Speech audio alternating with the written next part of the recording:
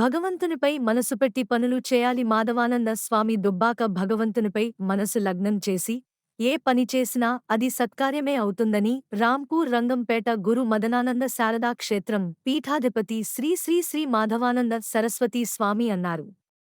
ఆదివారం దుబ్బాక మున్సిపల్ పరిధిలోని చేర్వాపూర్ స్టేజి వద్ద గల శ్రీ అనంత మహాలక్ష్మి పద్మనాభ స్వామి ఆలయ వార్షికోత్సవ కార్యక్రమానికి విచ్చేశారు. ఈ సందర్భంగా భక్తులనుద్దేశించి ఆయన అనుగ్రహ భాషణం చేశారు. ప్రతినిత్యం ప్రతి పనిలోనూ భగవంతునిపై మనసు పెడితే అవి తప్పకుండా సత్ఫలితాలనిస్తాయని అన్నారు.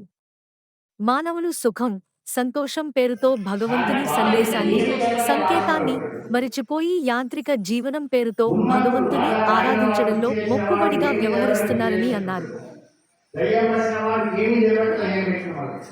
వీడు అన్నీ తెలిసి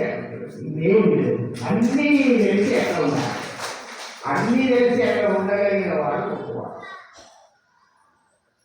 ఒకసారి అరే వద్దురా ఎందుకు కప్పు రామాయణం అంటే స్వామి నాకు కొడుకు లేదు, ఓటు బిడ్డ లేదు. ఇలా ఉంటాయి. ఆ కబీర్ దాస్ దగ్గర కూడా ఇటువంటి పరంపర. ఆయన రాగానే చెప్తారంటే రామాచార్య చేసుకో, హనుమాచార్య చేసుకో ఇవి చెప్తాడు. ఒకరోజు కబీర్ దాస్ కొంచెం వేరే ఊరికి వెళ్ళిండు. కబీర్ దాస్ కొడుకు కూడా అంతటి వాడి, అంతటి భక్తుడు, అంతటి రామభక్తుడు. ఒక ఆమె వచ్చింది, చిన్న కొడుకుని తీసుకొని వచ్చింది. అయ్యో నాయన లేడు, పర్వాలేదమ్మా చెప్పి ఏమైంది అంటే ఏమి లేదు, మా వాడికి చలి జ్వరం, వర్షం అయితే లేదు, ఎన్ని డాక్టర్ల దగ్గర పోయినా నాకు డాక్టర్ల కంటే మీ మీదనే ఎక్కువ విశ్వాసం. డాక్టర్ దగ్గర పోయినా గొర్రెలు తీసుకున్నా కానీ మీరు ఒక్కసారి ఏదైనా చెప్తే ఎక్కువైతే ఎందుకమ్మా విడవాలే, అందుకని మీది వ్యవహారాలు కుదరదు. నేను కళ్ళు మూసుకొని ధ్యానం చేస్తున్నా అంటే వకధ్యానం పనికిరాదు. వకధ్యానం అంటే ఏంటి? కొంగ.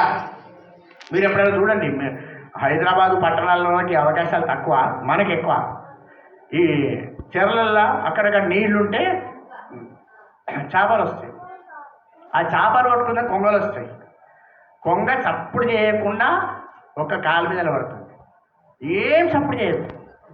చేప వచ్చేదాకా చప్పుడు చేయదు, ఎందుకంటే చేప రాగానే అమాంతం అందుకొని పోతుంది. దీన్ని ఏమంటారు? వకధ్యానము.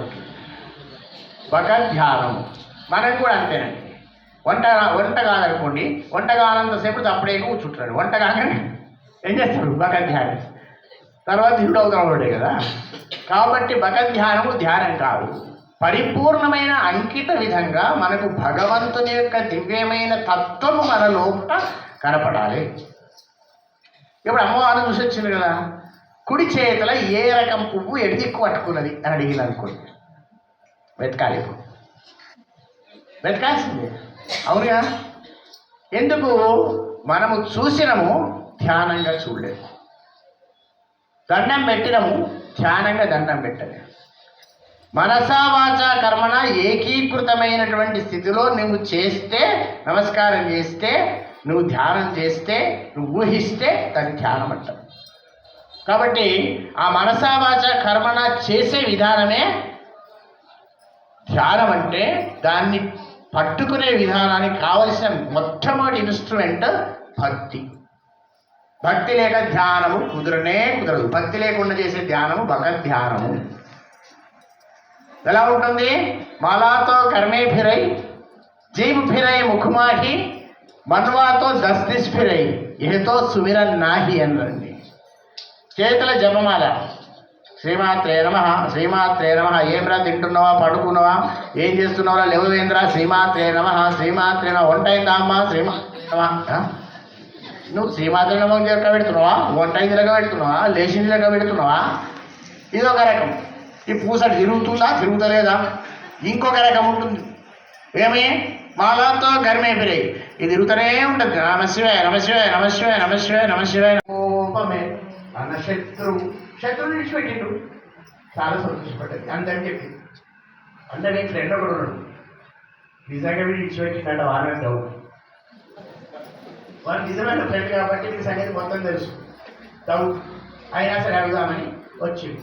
అరే కాశీ పోయి వచ్చినావు కదా, మంచిగా అయింది ఆ పని. అయినా ఏమి విడిచిపెట్టినావు? కోపం ప్రబడి.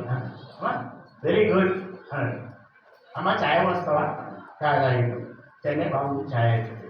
అవునా నువ్వు ఎక్స్పెక్ట్ అంటే కోపం రాస్తాను మరొకసి అదే తిరిగి వచ్చింది భగవంతుడు కోటీశ్వరుడు కోట్ల కోట్ల కోట్ల రూపాయలు నోట్ల వేస్తాడు అన్నాడు ఎందుకు ఈ నోట్లు మన కోట్లు తెస్తాయి అంతే అది ఏమి లేదండి పరమాత్మ చేసేది ఆ విధమైనటువంటి లేకుండా అంకిత భావంతో ఎప్పుడు ఉంటామో కండిషన్ లెస్ ఎప్పుడైతే అవుతామో అప్పుడు నిజమైనటువంటి అనంతమైన జ్ఞానం మన లోపల ఉత్పత్తి అవుతుంది.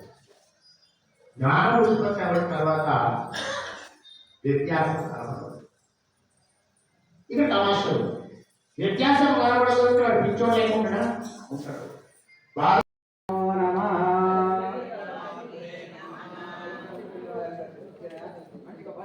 శ్రీమాత్రే నమః.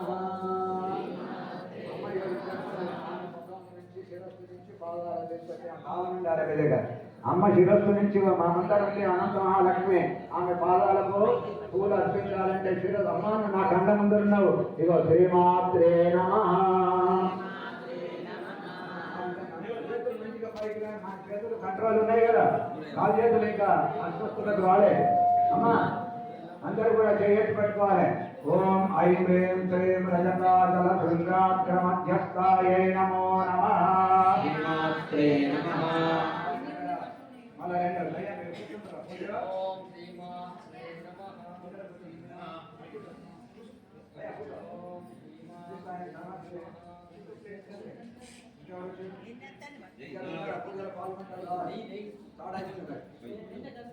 అయ్యా అవకాశం వల్ల లక్ష పుష్పార్చన